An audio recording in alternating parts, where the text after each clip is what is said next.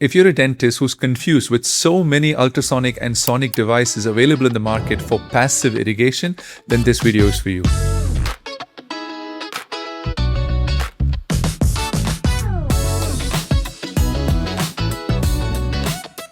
If you're new to the channel, my name is Siju Jacob. I've been a private practitioner for the past 25 years in Bangalore and Dubai. I've been using a surgical microscope in my private practice for the past 20 years, and I've been teaching dentists how to use the surgical microscope in everyday clinical practice for more than a decade. This week, we are going to talk about passive irrigation, specifically with regards to passive ultrasonic irrigation and passive sonic irrigation. There are so many options available to the practitioner today when it comes to sonic and ultrasonic passive irrigation in endodontics. As a result, with the large number of choices, practitioners are left confused as to what device to buy and whether or not it really makes a difference in endodontic outcomes. If you belong to that category, then stick around. This video will solve a lot of the confusion surrounding this particular topic. By the way, if you'd like a short PDF summarizing everything we are going to talk about, then do check out the link in the description below. I've put together a short article which summarizes everything you need to know about passive ultrasonic and sonic irrigation in endodontics. Do check out the link in the description below. First, let's clarify what exactly we mean by passive irrigation. Passive irrigation means we've already finished the cleaning and shaping. There is irrigant in the canal, and then we insert some sort of a device which can move the irrigant around in the canal. This is passive irrigation. How do we achieve this? We insert an oscillating tip into the irrigant and allow it to vibrate. Most often, this oscillating tip in the canal is a sonic device or an ultrasonic device.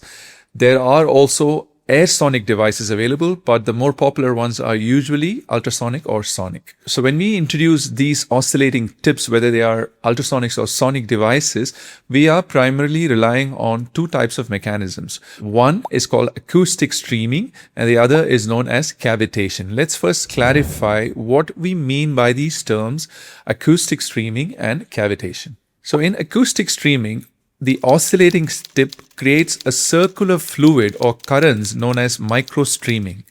This pushes irrigants into fins, isthmuses, and lateral canals. When we talk about cavitation, it's not just the movement of fluids. We are talking about high-frequency vibrations, which creates micro bubbles in the irrigant. These micro bubbles will implode, thereby forming a localized shock wave, which theoretically disrupts biofilm. So when we talk about acoustic streaming, we are talking about the movement of fluid. And when we talk about cavitation, we are talking about the rise and fall of these bubbles, which creates a shock wave-like effect, which removes biofilms. So this is a classic diagram that we are all familiar with. You have an ultrasonic tip which vibrates, and this vibrating tip or oscillating tip creates circular fluids, currents known as microstreaming. So this is acoustic streaming, or a diagrammatic representation of acoustic streaming. Now let's look at a video which illustrates this, a video done in vitro. So in this video, we can see the fluid moving forwards as well as laterally, and then the bubbles as well collapses on the side. So you can see here, that's acoustic streaming, fluid moving forwards like that, and laterally, and then the rise and fall of these bubbles as well. Let's take another video here. If you look at this video, it gives you an even better picture. You can see acoustic streaming here, the fluid moving forwards and laterally, and then cavitation, where you see the rise, the formation of bubbles, collapse of the bubbles, and generation of energy here laterally.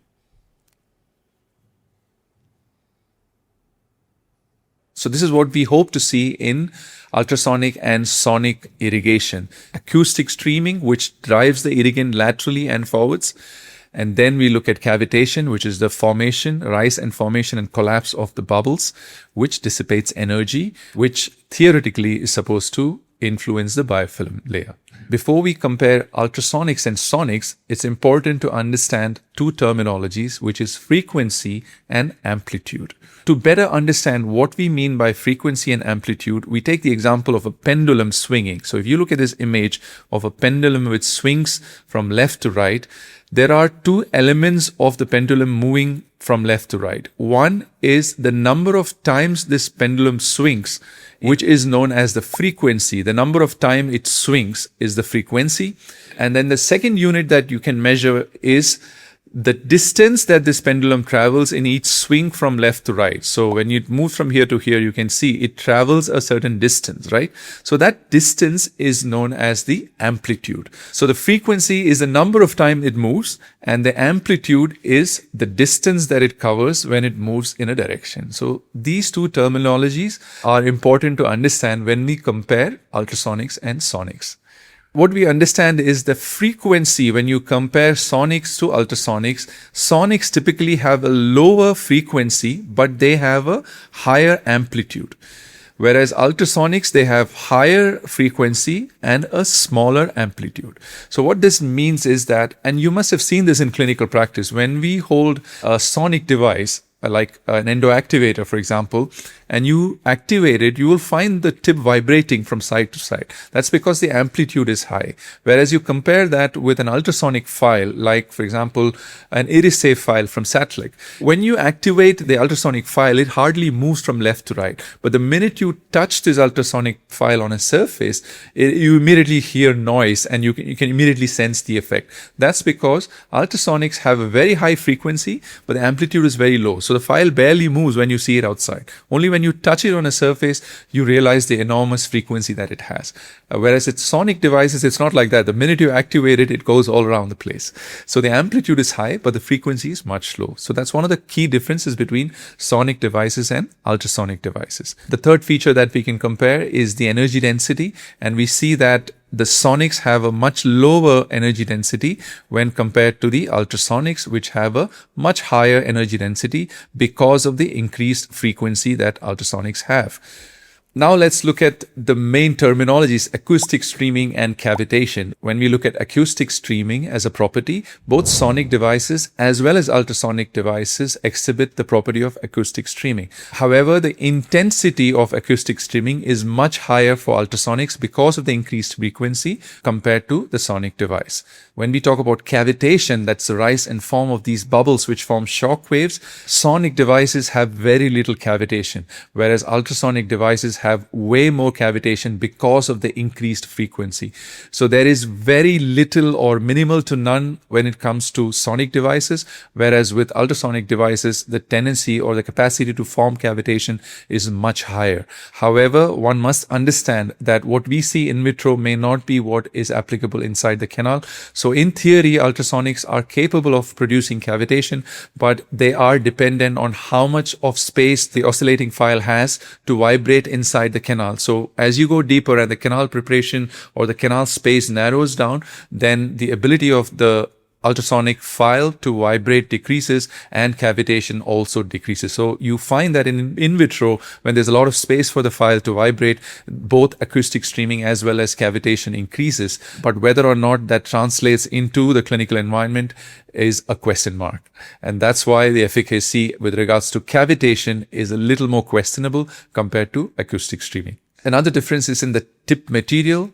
Most sonic devices are made up of plastic, so you have a lot more flexibility. You can take it deep into the canal without fear of these plastic tips breaking. Whereas when you talk about ultrasonic tips, they are prone to breakage, so one must be a bit cautious when you take them deep into these narrow canals. They can break. They are easy to remove once they break, but even then it could become a potential complication. So that's one of the big advantages of sonic devices. They can be used without any fear of fracture of the tip in the canal. Now let's look at some of the clinical applications. When exactly can we use these devices and how does it help us in our endodontic therapy? The major advantage of using these devices in endodontic practice is debris removal. There is no doubt that ultrasonic or sonic devices, they both remove a lot of debris compared to just needle irrigation alone. When we say debris, we aren't just talking about pulpal tissue. We are also talking about gutta percha and other restorative materials when we are performing retreatment in the canal. So both these devices, they do help in debris removal. They are far more effective than just using needle irrigation alone when we wish to remove debris from within the canal. And to me, this is the main advantage of using ultrasonic. They do remove a lot of debris. The second clinical application is is improved irrigant penetration. So once we introduce the irrigant into the canal and then introduce this oscillating tip, whether it's sonic or ultrasonic, the oscillating tip and the energy that's produced, the acoustic streaming, will drive the irrigant laterally and apically deeper into the canal. So this will improve the irrigant penetration far more than just using needle irrigation alone. So that is a distinct advantage. However, it is dependent on the size of the preparation. If it's a larger canal, then you have enough space for the file to vibrate. If it's a very narrow, tight canal, the minute the file comes into contact with the walls of the canal, then there is not much of acoustic streaming or cavitation. So the irrigant penetration gets reduced. The effect of these devices nullified when you are treating narrow canals. They are far more enhanced when the canal space is much larger. Now let's look at biofilm disruption. Do ultrasonic or sonics have any influence in the disruption of biofilms? Well, in vitro, it does show some promise, but the problem is that in vitro conditions are far more difficult to simulate in vivo, because the nature of the preparation is such that a lot of the biofilms are apically. And as you go apically into the canal space, the area that is available for the file to oscillate without being in contact with the canal walls is very limited. So there is a limit as to how much we can enlarge the canal. So yes, in theory, biofilm disruption can occur with the help of acoustic streaming and cavitation, but how much of cavitation actually occurs in the narrowest part of the canal as you go apically is something that is very difficult to ascertain. So yes, in theory and in vitro demonstrations, this can happen. You can disrupt biofilms, but whether or not you can translate that into the clinical environment is very, very questionable. So using these devices, expecting that they will remove biofilms every single time, is probably a bit too optimistic.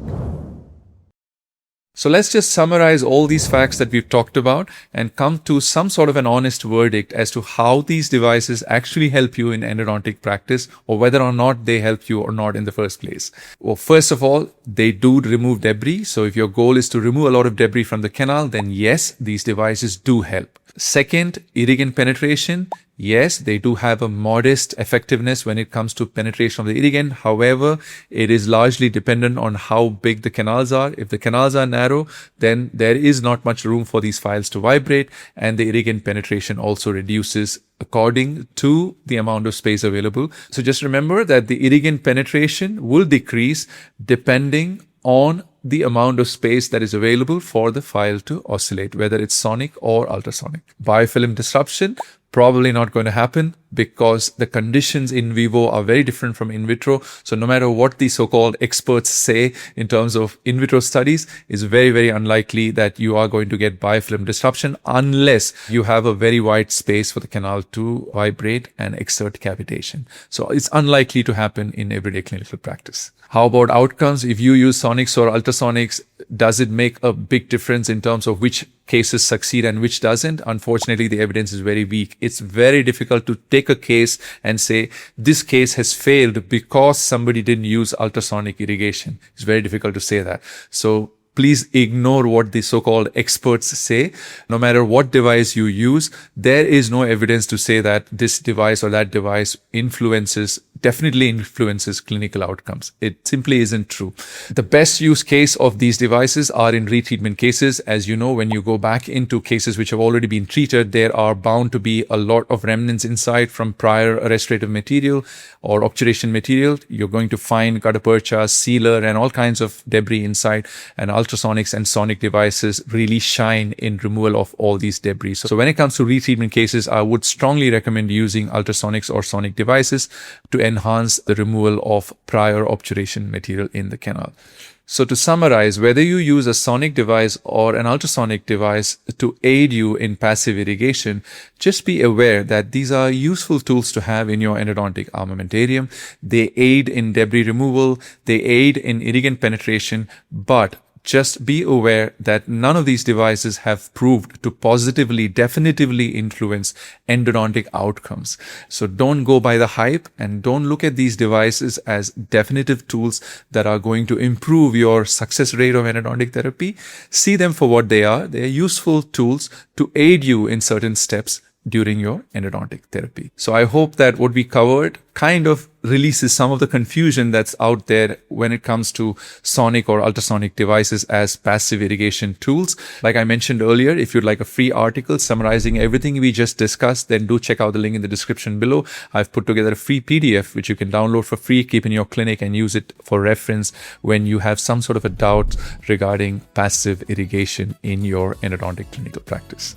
If you enjoyed that video and you'd like to be notified every time I upload a new video, then don't forget to click on that subscribe button so that you get notified every time I upload a new video. And if you want to watch more content like this, then do check out some of my other videos on this channel over here. I'll see you next week with another video. Till then, take care. Thanks for watching.